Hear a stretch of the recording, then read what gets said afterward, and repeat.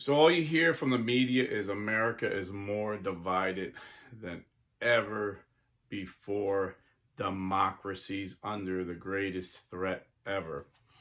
So I'm going to give you my perspective as a 57-year-old blue-collar Catholic Navy veteran. I just want to point out things that people never talk about and why we got to this place and why I'm hopeful that America's best days are before her, that we will one day claim we are one nation under God, proudly united together. So just think about this. Think about after 9/11. Think about the first football games. New York Giants, I believe it was Michael Strahan, led his team out onto the field holding a huge American flags. Every player was running out with American flags. Every fan in the audience wasn't holding the New York Giants or the St. Louis Cardinals flag. They were holding an American flag. America united together around our flag. And we've seen these football players during the national anthem with their hands on their hearts and tears in their eyes, remembering what that flag stood for. Unity, that we are one nation together under God, and also for all the fallen soldiers that fought and died to keep us free. And many of us cried because we knew a lot of young men and women were going to go and fight these terrorists and not come home. So we gathered around that flag. I remember wanting to buy a flag, and they were sold out. You couldn't find a flag anywhere. Everywhere I went, they're like, the flags are sold out. Everybody was patriotic. Everybody was united. You know, you didn't hear all this bickering about right and left. We were just all Americans coming together. You know, I remember I needed a jump start, and this guy came over and gave me a jump start. I don't know if he was a Democrat. I don't know if he was a Republican. He was just a fellow American. Happened to be black. I happened to be white. But that didn't matter. We were Americans.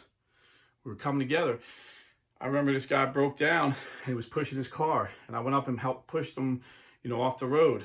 And like 5 other guys came off out of their cars, and we pushed them off the road. And it shouldn't matter, but the media makes it matter, like we're all racist. But the guy driving was black. I'm white. There was a Spanish guy and there was an Asian guy, and and there was a couple other young guys that came. I don't even know what their race was. It didn't matter. We're all Americans helping one another. And just think about that. That lasted at least 7-8 years after 9/11. There was unity. There was none of this. Can you imagine a month after 9/11, a football player kneeling in disrespect to our flag? I think all the other football players would have kicked his butt. I think the fans would have booed so loud, the owner would have thrown him off the team. Think about it. Remember 9/11? Remember 9/11, a Republican president at ground zero in the bluest state, the most democratic state. Thousands of citizens from New York City, probably mostly Democrats, cheering him on when he said, the people who did this are going to hear all of us. They cheered. When the construction workers raised the American flag, all the New Yorkers cheered. Imagine if someone disrespected the flag or burned the flag like so common today. What changed? What changed? Well, we got to take it back a little bit. Back to 1918. Back to 1918 during World War I. During World War I. First game of the World Series. And America has lost over 100,000 men already at this point. Major League Baseball announced that after the World Series, they were going to start, the government was going to have to start drafting the players. They kind of gave them a little break during the season. So they actually moved the series up because they needed the guys. So it was I think it was the only World Series they played in September instead of October. And during the 7th inning, when the Navy band played the national anthem, a sailor who got leave, Fred Thomas, he was a third baseman, I believe for the Cubs, if I'm not mistaken, during the game, dropped his mitt and went and saluted the flag. And everybody in the stands took off their hat and put their hand. It was a solemn moment. Players on both teams, I believe it was the Red Sox and the Cubs, I forget, I know it was the Cubs, but they looked at that flag and they honored it, and they all remembered that we were Americans, we're in this together. and there's nothing that can stop us because we're the greatest country in the world. And they said after that song was done, people threw their hats up and they cheered, hugged one another, went over to every, there was veterans in the stands. They went up and said, thank you for your service. And the New York Times reported something happened that changed America that day. Pessimism and despair turned into optimism and hope, and patriotism just went on fire. Then after that, it just became a tradition. No one forced anybody to stand for the flag. It was just, we knew what it meant. It stood for those men that were in the wheelchairs there crying as the national anthem played. It stood for the men and women that would never come back from the war. And whenever there were times of trouble, we all, no matter what our race, no matter what our politics were, we gathered around that flag in unity. Well, we eventually won that war, and then we won World War II, and there was a big boom, and suburban America, people were doing great. But although we were the greatest country, we're not a perfect country. No country ever was. We still had the wounds of slavery, but we weren't the only country with slavery. Every country, slavery was normal, Everybody had slaves. What wasn't normal was for a country of free men to die for slavery like we did in the Civil War. And we had a constitution that allowed for the rules to be changed and the laws to be changed. And we amended it and we freed the slaves. But still during the 60s, when white suburbia was doing great, we still had evil laws of segregation, and we had evil laws of discrimination. And we had great men like Martin Luther King Jr., again, not a perfect man, but a great man fighting for the cause. And then you had people that would use this situation for their benefit.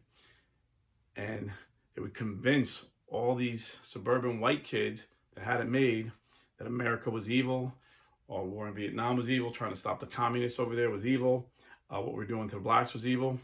So America was just evil. It was irredeemable. Capitalism is the root of all evil. Even though the fact is, capitalism led more people out of poverty, improved more lives than any system in the world. Before the America experiment of capitalism, 90% of the world lived in poverty. 90% of the world was illiterate. You were either a serf, a slave, or royalty. America, we had men like Bill Clinton with a single mom become president. Abraham Lincoln grew up in a log cabin, become president. America was the greatest country in the world. And people would manipulate, socialists and communists would manipulate these young college kids to hate America, to show them what's wrong with America is capitalism and greed. And you have these young kids burning the American flag for the first time, hating America. And unfortunately, the vast majority got into colleges and became our professors, our Marxist professors that we have today. And they got into the media and started censoring any voice they disagreed with. And you had that. And, during the 70s, it was just like a down. People were down, kind of like the World Series before the national anthem played in 1918. And then came a hero. First president I ever voted for, Ronald Reagan. And he made patriotism cool again. And flag manufacturers were back in business. And America became proud and great and patriotic. And, remember the great songs, Lee Greenwood, Charlie Daniels. They had all these patriotic songs were hitting #1 on the chart. America was back and proud to be America again. And even Bill Clinton knew that it was cool to be patriotic. So he denied that he was a hippie burning the American flag when eyewitnesses said they seen him. But there was no video, so it's their word against his word. But he wouldn't admit to it because he knew it was unpopular, even in the 90s. But then 2000, George G.W. Bush running for president, and the Democrats went to their old playbook to manipulate the young. And now there was a generation that were raised by these Marxist, taught by these, indoctrinated by these Marxist professors. So They were easily duped into believing America was horrible. You know, blue collar guys and girls, we didn't fall for it because we grew up with blacks and Spanish. We knew America was great, that my black friend had the same opportunities that I had. But these lily white kids who grew up in nice white suburban neighborhoods, you know, go off to college and they get indoctrinated and they're believing the lies from their Marxist professor that America is racist, America is cruel. So the Democrats, you know, they start, you know, putting these commercials on. I remember showing these commercials of churches burning, crosses burning. Say if Bush wins, black churches will burn. This was the Democrat National Committee put that video on. Then there was a lynching in Texas, and Bush got personally involved when he was governor of Texas to have the white man who lynched the black man receive the death penalty. He totally spoke out against it, met with the family. He was very sympathetic. But the Democrats used that and saying, if Bush becomes president, this will become commonplace. And they show like a reenactment of a black man being lynched. This was the kind of politics they used. But there wasn't enough Americans to fall for it. And Bush got elected. But of course, they denied that he won. They said the election was rigged. They took it to the Supreme Court and Bush won. But at that point, during Bush's, you know, at that point, 78% of Democrats said the election was rigged. You know, that's what they believed. And they hated Bush. They hated him with a passion. And then 9/11 came. And George Bush brought us all together. And he went out of his way to say, most Muslims are peaceful people. Please, please. These are terrorists we're dealing with. We're gonna wipe them out, and we did. But don't attack your fellow Muslims. And he brought us together. And what was amazing, like a week after 9/11, my wife had a play date with one of our neighbors who happened to be Muslim. I think she was from Pakistan. Yeah, she was from Pakistan. And when my wife came over with our children, the woman said, "Oh, I didn't think you would come." And my wife said, "Why?" She goes, "Well, what happened?" She goes, "What happened?" She goes, 9/11. She goes, "How would that affect our friendship?" And the woman's like, "In my country, every Christian would have been beheaded. Every man in the village would have went out with swords. I love America." And my wife said, "Yes, America is like that. We don't blame you because some terrorists who claim your religion attacked us." And the woman cried. And I was delivering to independent convenience stores at the time, soda. And 90% of the guys that owned these stores were Muslim. And they were patriotic. They had flags up. They had support our troops. You know, they were Americans. They left their country because they believed in American value. And then we had that, like I said, for 8 years. Patriotism, you know, rebirth, the Ronald, you know, like it was more patriotic than the years of Ronald Reagan. But what happened? Well, Barack Obama, a very smooth talker, he convinced us that he was just like that. He was all for unity.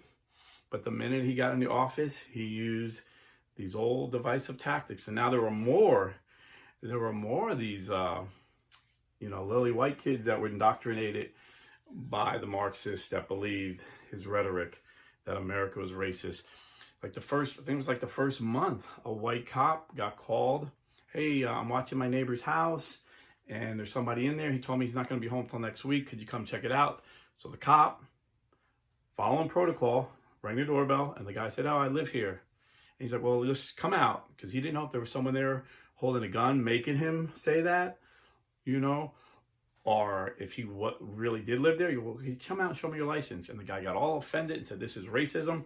Happened to be a black professor who was personal friends with Obama. So Obama said that cop acted stupidly. Like, why was the federal government involved in a local little town in Massachusetts anyway? He said that cop acted stupidly. This is systematic racism in the police force. Now he's calling all cops racist. Then shortly after that, Ferguson, the kid got killed by the white cop. And his best friend said, "Oh, he put his hands up and the cop shot him anyway." So everyone's like, "Hands up, don't shoot." That's when Black Lives Matter started. And they started chanting, "What do we want? Dead cops. When do we want them? Right now." And then Obama's like, "This is a travesty." And he sends the FBI to take over the police department. And, I grew up in the hood. If my best friend got shot by a cop, I would have said he was innocent. The cop shot him for no reason. I mean, it was just common sense. And sure enough, the kid admitted he lied. And then 13 eyewitnesses that were there, all 13, there were only 13 eyewitnesses or 18. Every eyewitness said, yeah, he didn't put his hands up. That was a fabricated lie. He actually rushed the cop. He was huge. He had a violent criminal past, and he tried to grab the cop's gun, and the cop shot him in self-defense. That cop's life is destroyed. See, because Democrats don't care about the truth, they destroy the opposition. They had a narrative, and the media follow along with the narrative. And people still chant, hands up, don't shoot, which was just made up. So Obama just pushed this narrative that America is racism, American is evil. And he did it so they could force their agenda down our throats. And now the media has all these indoctrinated Marxist kids just following along to get their point across. But why do I have hope? Why do I have hope? Because in 2016, America rejected that ridiculousness. And there was a man who opened up a hotel, a country club rather, in South Florida. And he was the first country club to allow blacks and Jews in. We knew this man wasn't racist. This man, we used to watch, when I was in Jersey, I used to watch this man. He had hotels and casinos in Jersey and in New York, and he would go to boxing matches with his best friends, Herschel Walker, Don King, Jesse Jackson. I seen on ABC News, Jesse Jackson give this man an award for helping black businessmen. And I watched 1,000 black businessmen give him a standing ovation for what he's doing for the black community. This man was Donald Trump. So what does the media do? They're like, we got to destroy this guy. They start calling him a racist 24/7, taking his words out of context, lying, making up stuff, straight up making up stuff. See, back when Reagan was president, it was ABC, CBS, and NBC.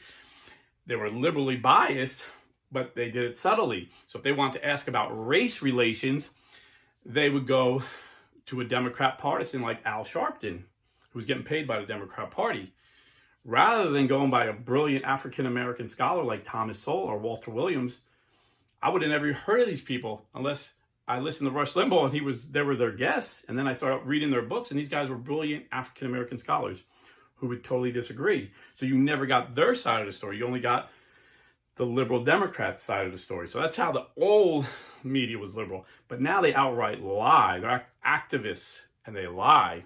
And they lied about Trump all these years. So Trump comes in, and the first thing he does, he goes into the black community. He's like, what do you need? They're like, we need jobs. But no businesses want us in here.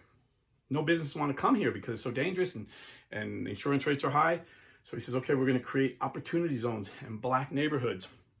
So if a business comes in, we're going to just give them these huge tax breaks. Because I'm a businessman. I'm telling you, businesses will come in here if we give them these kind of tax breaks. Sure enough, it worked. And African-American unemployment, as a direct result of Trump's opportunity zones, became the lowest in American history. Then he had these black colleges come to him and say, hey, can we get some money? He's like, didn't we just give you money? He's like, yeah, but they make me come back every year. He's like, no. I'm going to quadruple the money you need. When it runs out, you come back. The president of the black colleges in America said he was the greatest president, that he helped them more than anybody.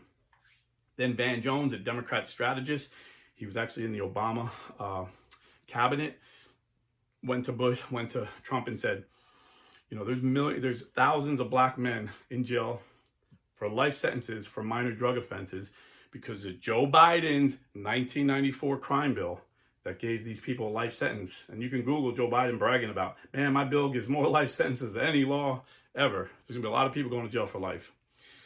Trump said, yeah, that's unfair. People in jail for weed for the rest of their life.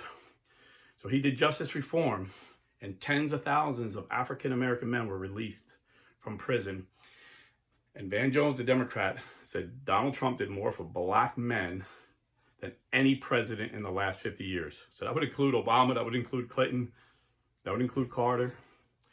And then, of course, the liberal media just hounded him and just silenced him. And he just kind of went away quietly. So people seen that Donald Trump was not a racist, that Republicans were not a racist, even though the media is 24/7. They've seen it because we have alternative, we have social media. But now here's the rub. Social media was run by all these libs. So they censored anything they disagreed with. They censored anything they disagreed with.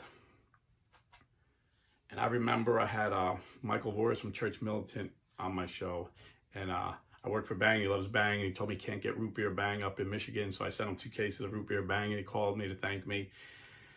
And I said, how do we change this media? You're a media guy, you know, 4-time Emmy Award winning journalist from, I think, CBS News. And now he has, you know, Catholic Church Militant news media. And he says, Rob, the problem is we could come up with these websites, but if we don't own the hardware, the servers, they'll just silence us like they're doing. He said, it's going to take a couple of years. Well, it's been a couple of years since I interviewed him. And look what happened. Trump started Truth Social. They're about to combine with Parler and Rumble.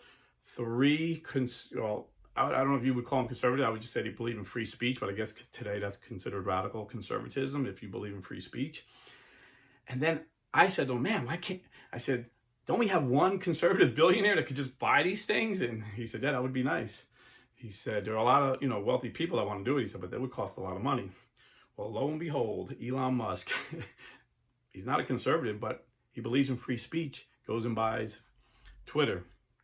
So, of course, the left is freaking out. Free speech? No, we can't have free speech. We can't have free speech. They hate free speech. They hate the First Amendment more than they hate the Second Amendment. Because ideas are more dangerous than guns. And they don't want us to have ideas. They just want us to believe what they feed us. So they're freaking out. But they can't stop it because this is still America. This is still America. So this is my hope. Now we're going to have Twitter. Once it works through all the bugs, it's going to take a minute to get everything in together. And we're going to have Truth Social. So we're going to have an answer. We're going to have an answer. See, because in the 80s, Ronald Reagan was suppressed. So he would go right to the people. The media didn't like him. They called him crazy buffoon, ignorant, racist, homophobe. Everything they called Trump, they called Ronald Reagan. But the people seen firsthand because he would have news conferences every week to the people. And back then, there was only 3 stations, so they all played it. So people got to hear him. But then in the 90s, CNN started running 24/7, you know, anti-conservative news. So Rush Limbaugh rises up in the radio. And what did the liberals want to do? They wanted the fairness doctrine. They wanted to silence Rush Limbaugh with something that sounded really good, the fairness doctrine, net neutrality. But it was just a way of silencing them. But they lost. They didn't do it. So because Rush Limbaugh was allowed to let out the truth, this is how we got George Bush in. And now we have radio, but they got social media. But now we're about to get social media. And whenever people get a chance to hear both sides, we always win because they have no ideas. All they do is silence us. All they try and do is destroy our personality, our reputation. So we're going to have social media. This is the part that I'm hoping for. We're going to have the social media where people could hear what we really believe. And people can see with their own 2 eyes. The last 2 years, the Democrats, the socialists, the leftist extremists had total control. They had the House Representative, the Senate, and the White House. And it's a total disaster. It is a total disaster. And this is why Tuesday, I said we're going to win 53-47, but ironically, it might be a little conservative. We might win 55. We might win 55-45 in the Senate. And we're definitely going to wipe them out in the House, but we won't have the White House. So we'll be able to stop a lot of this craziness that the left is pushing on America, but we're not going to be able to advance our ideas until 2 years later. This is why Trump is probably going to announce next week that he's running. And he'll win because you just compare with Trump's 4 years to Biden. If they let him run, if they don't let him run, nobody, you know, whoever they let run is going to have the same ideas that he had. So people are going to see it. So he'll win. But in addition to that, there's 33 Senate seats going up for election. 23 of them are Democrats. The 10 Republicans are safe. They're very safe seats. Those 23 Democrats, 8 of them are in counties that Trump won. So Trump wins again, and he picks up those 8 seats. If we get 54 votes, If we get 54 Senate seats on Tuesday, we'll have 62. Veto-proof majority, number one, but we don't need that. We have a filibuster-proof majority. So, is what I meant to say. We'll have a filibuster-proof majority. So whatever the Republicans want, they'll get through. And then we'll put laws in place to protect freedom of speech. Put laws in place to protect all our rights. You see, because socialists believe our rights come from them, from men, and whenever they think a right shouldn't be a right, they'll take it away. But Republicans believe this country is a republic because it is a republic. And the difference between a republic and a democracy is if 51% of the people in democracy think murder is okay, they can vote murder is okay. But in a republic, we believe we have certain inalienable rights that are from God. And no man, even if it's 90-10, we can't vote these rights away. And these rights are the right to life, liberty, and a pursuit of happiness. It's the first three most important. So we're going to guarantee the rights of the unborn. We're going to guarantee the rights of the elderly they want to euthanize. We're going to guarantee the rights of every American citizen to worship God freely, to speak freely, and to live freely. God bless America and stay Catholic.